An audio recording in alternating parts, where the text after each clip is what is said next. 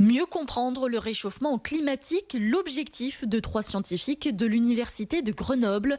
En déplacement au col du Lautaret, ils ont prélevé ce mardi matin le sang des glaciers.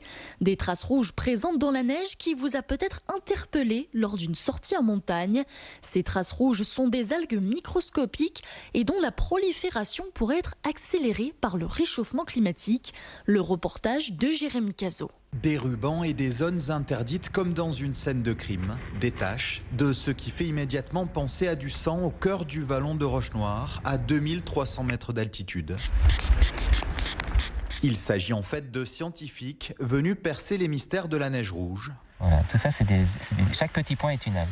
À l'aide de microscopes et d'analyses en laboratoire, il s'agit de comprendre comment évolue le sang des glaciers. En réalité, une algue qui prolifère de plus en plus vite sous l'effet du réchauffement climatique. À chaque carré, on va apporter un milieu un peu différent. En fait, on amène des nutriments à ces algues pour voir si elles les consomment. En fait, c'est comme des engrais. On va voir si ça marche comme dans nos jardins.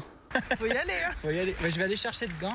Ammonium, nitrate, fer et CO2, autant d'éléments ajoutés en quantité différente dans chacun de ces carrés de neige blanche pour comprendre le comportement des micro-organismes. Un moyen d'anticiper le pire, une fonte accélérée des neiges de montagne qui pourrait avoir un impact direct sur le climat et l'environnement. On pourrait se dire, ça intéresse que l'algue, le fait qu'elle disparaisse, mais il y a une liaison entre tous les organismes sur la planète, et ces algues, eh bien, elles jouent un rôle écologique. Comme elles accélèrent la fonte de la neige, eh bien, cette accélération de la fonte de la neige fait que ça a un impact sur tout le réseau hydrique. Protéger l'immensément petit du réchauffement climatique pour protéger l'ensemble de la vie sur Terre. Le défi est de taille. L'équipe de recherche a prévu de revenir à la fin du mois de mai pour analyser l'évolution des algues rouges.